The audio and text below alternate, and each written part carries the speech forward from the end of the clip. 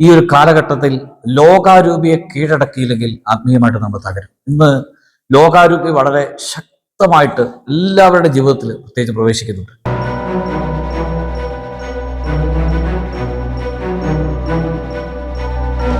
ഈശോ മിശിഹായിൽ എത്രയും സ്നേഹം നിറഞ്ഞവരെ, ഈ ഒരു കാലഘട്ടത്തിൽ ലോകാരൂപിയെ കീഴടക്കിയില്ലെങ്കിൽ ആത്മീയമായിട്ട് നമ്മൾ തകരും. ഇന്ന് ലോകാരൂപി വളരെ ശക്തമായിട്ട് എല്ലാവരുടെ ജീവിതത്തിൽ പ്രത്യേകിച്ച് പ്രവേശിക്കുന്നുണ്ട്. പ്രാർത്ഥനയിൽ തീഷ്ണത കുറവ്, അല്ലെങ്കിൽ ആത്മീയ മന്ദത, വിശ്വാസത്തിൽ നിന്നൊക്കെ അകന്നു പോവുക, യാന്ത്രികമായ ഒരു ആത്മീയത, ഇത് ഒരു ലോകാരൂപിയുടെ പരിണിത ഫലമാണ്. അതുകൊണ്ടാണ് കർത്താവ് വചനത്തിൽ പറയുന്നത്, ലോകത്തെയോ അതിലുള്ള വസ്തുക്കളെയോ നിങ്ങൾ സ്നേഹിക്കരുത്. ലോകത്തോടുള്ള മൈത്രി ദൈവത്തോടുള്ള ശത്രുതയാണ്, അല്ലെങ്കിൽ നിങ്ങളുടെ ഉള്ളിലുള്ളവൻ പുറമേ ഉള്ളവനേക്കാളും വലുതാണ്. ഇന്ന് നമ്മുടെ കുടുംബങ്ങളെയും നമ്മുടെ മക്കളെയൊക്കെ ലോകാരൂപി വളരെ ശക്തമായിട്ട് അസ്വസ്ഥപ്പെടുത്തുന്നുണ്ട്. അതിന്റെ പരിണത ഫലമായിട്ട് നമ്മുടെ ആത്മീയ ജീവിതവും നമ്മുടെ പ്രാർത്ഥനാ ജീവിതവും ഒക്കെ ഇത് പരിശോധിച്ചാൽ മതി.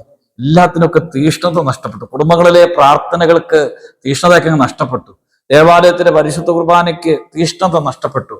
ആത്മീയ മേഖലയിൽ വലിയൊരു മന്ദത ഇന്ന് വളരെ ശക്തമായിട്ട് ബാധിച്ചിട്ടുണ്ട്. അതുകൊണ്ട് ഇത് ലോകാരൂപിയുടെ പരിണത ഫലമാണ്. ലോകാരൂപിയെ എങ്ങനെ നമുക്ക് അതിജീവിക്കാനായിട്ട് കഴിയുമെന്ന് നമ്മൾ ചിന്തിക്കണം, വളരെ ഗൗരവത്തോട് ചിന്തിക്കണം. യോഹന്നാന്റെ ലേഖനം, 1-ാമത്തെ ലേഖനം 2-ാമത്തെ അധ്യായം 15-ാമത്തെ തിരുവചനം, ലോകത്തെയോ ലോകത്തിലുള്ള വസ്തുക്കളെയോ നിങ്ങൾ സ്നേഹിക്കരുത്. ആരെങ്കിലും ലോകത്തെ സ്നേഹിച്ചാൽ പിതാവിന്റെ സ്നേഹം അവനിൽ ഉണ്ടായിരിക്കുകയില്ല. എന്തെന്നാൽ ജഡത്തിന്റെ ദുരാശ, കണ്ണുകളുടെ ദുരാശ, ജീവിതത്തിന്റെ അഹന്ത, ഇങ്ങനെ ലോകത്തിലുള്ളതൊന്നും പിതാവിൻ്റെതല്ല, പ്രത്യുത ലോകത്തിൻ്റെതാണ്. ലോകവും അതിന്റെ മോഹങ്ങളും കടന്നു പോകുന്നു, ദൈവഹിതം പ്രവർത്തിക്കുന്നവനാകട്ടെ എന്നേക്ക് നിലനിൽക്കുന്നു. ലോകത്തിലുള്ളതൊന്നും ദൈവത്തിൻ്റെതല്ല. ഇന്ന് മനുഷ്യന് പണമില്ലാതെ ജീവിക്കാൻ പറ്റില്ല എന്നൊരു ചിന്താഗതി വളരെ ശക്തമായിട്ട് നിൽക്കുകയാണ്. ഇന്ന് ഭൗതികമായ കാര്യങ്ങൾക്ക്, ആത്മീയതയ്ക്ക് പ്രാധാന്യമൊന്നും ഇല്ല. ആത്മീയത നഷ്ടപ്പെട്ട ഒരു അന്തരീക്ഷമാണ്.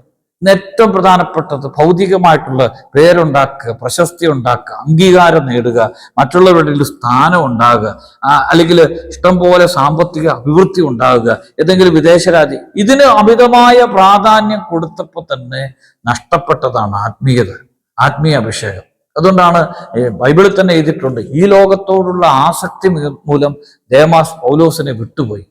സുഖാനുഭവങ്ങളിൽ മുഴുകിയിരിക്കുന്ന മനസ്സ്, ജീവിച്ചിരിക്കുമ്പോൾ തന്നെ മരിച്ചുകൊണ്ടാണ്. ഈ സുഖാനുഭവങ്ങൾ, സുഖലോലുപത, മദ്യാസക്തി, ജീവിത വ്യക്തി, ഇതൊരു കെണിയാണ് എന്ന് കർത്താവ് വചനത്തിലൂടെ ഓർമ്മിപ്പിക്കുന്നുണ്ട്. അപ്പൊ ഈ ലോകാരൂപിയുടെ ബന്ധനത്തിൽ കഴിയും.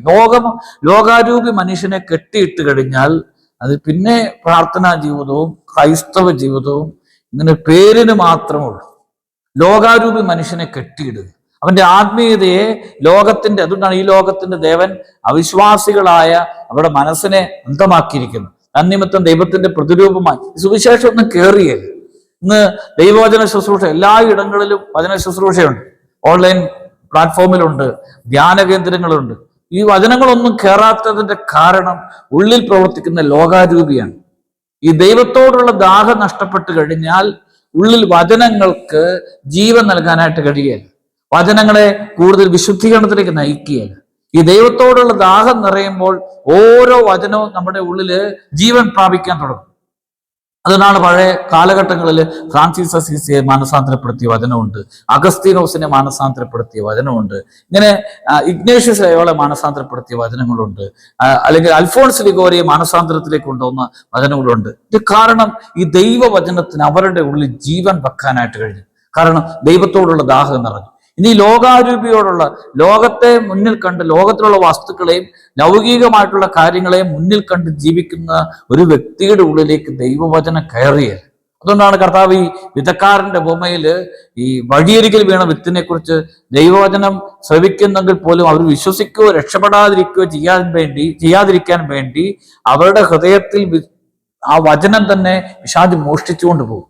അപ്പൊ വചനം മാനസാന്തരത്തിലേക്ക് നയിക്കാൻ പറ്റാത്ത അവസ്ഥ, വചനം വിശുദ്ധീകരണത്തിലേക്ക് നയിക്കാൻ പറ്റാത്ത, അതാണ് ലോകാരൂപിയുടെ ബന്ധനം.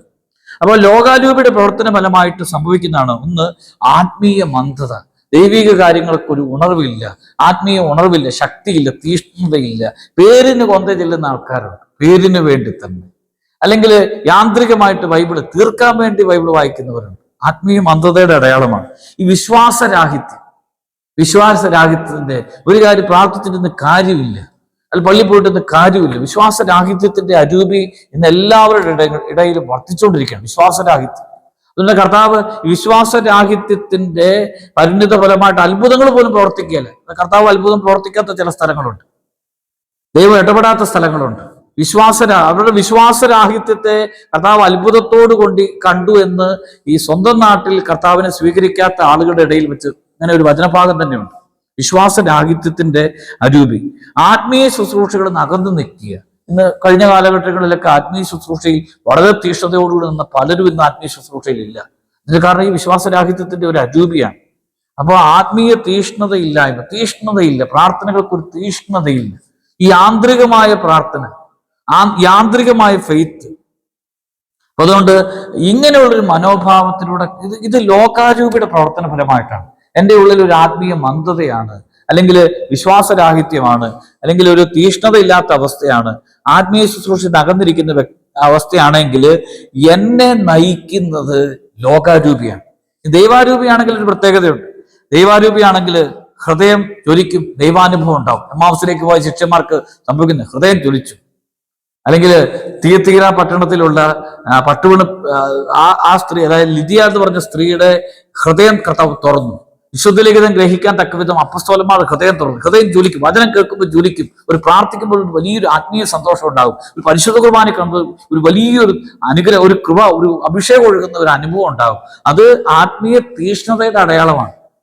അതായത് നമ്മളെ നയിക്കുന്നത് ദൈവാരൂപിയാണെന്ന്. വലിയ ദൈവാനുഭവം, കുർബാനയിൽ ദൈവാനുഭവം ഉണ്ടാവുക, ഈ കൊന്തയിലും വലിയൊരു ദൈവാനുഭവം ഉണ്ടാവുക, ഇത് ദൈവാരൂപി പ്രവർത്തിക്കുന്നതിന്റെ അടയാളമാണ്.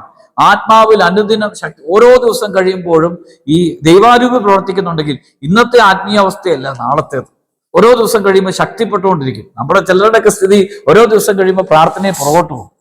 ദൈവാരൂപിയാ പ്രവർത്തിക്കുന്നെങ്കിൽ ഇന്ന് കഴിഞ്ഞ് ഒരു വർഷം കൂടെ കഴിയുമ്പോൾ കുറച്ചുകൂടി തീഷ്ണതയായിരിക്കും, അല്ലെങ്കിൽ ഒരാഴ്ചയുടെ കഴിയുമ്പോൾ കുറെ കൂടെ തീഷ്ണതയായിരിക്കും. പരിശുദ്ധ കുർബാനയിലുള്ള പങ്കാളിത്തം കുറെ കൂടെ ജീവനോടുകൂടി പങ്കെടുക്കുന്നവരുണ്ട്. ദൈവാരൂപിയുടെ പ്രവർത്തന ഫലമായിട്ടാണ്. പിന്നെ പ്രതിസന്ധികൾ ഇങ്ങനെ ദൈവാരൂപി പ്രവർത്തിക്കും. എത്ര വലിയ പ്രശ്നങ്ങൾ ഉണ്ടായാലും അവർ അതിജീവിക്കും. കാരണം അവരുടെ ഉള്ളിൽ പ്രവർത്തിക്കുന്ന ദൈവാരൂപിയാണ്. സഹനങ്ങൾ വരാം, രോഗങ്ങൾ വരാം, പ്രതികൂലമായ അന്തരീക്ഷം ഉണ്ടാകും. ഉള്ളിൽ ദൈവാരൂപി പ്രവർത്തിക്കും. ഇതിനെയൊക്കെ അതിജീവിക്കും. കാരണം അവരുടെ ഉള്ളിൽ പ്രവർത്തിക്കുന്നത് ദൈവത്തിന്റെ ആത്മാവാണ്. പ്രതിസന്ധി, ഈ മന്ദതയുള്ളവർക്ക് ഒരു പ്രത്യേകത, അവർ പ്രതിസന്ധി എന്ന് അതോടുകൂടി വിശ്വാസം തീരും, അതോടുകൂടി ഫെയ്ത്ത് അവസാനിപ്പിക്കും. ആത്മീയതയില്ല. ഒരു പ്രശ്നം വരാൻ നോക്കിയിരിക്കുകയാണ്, വിശ്വാസമല്ല ഉപേക്ഷിക്കാനായിട്ട്. ദൈവത്തിന്റെ ആത്മാവ് പ്രവർത്തിക്കുന്നുണ്ടെങ്കിൽ പ്രതിസന്ധികൾ നിങ്ങൾ അതിജീവിക്കും.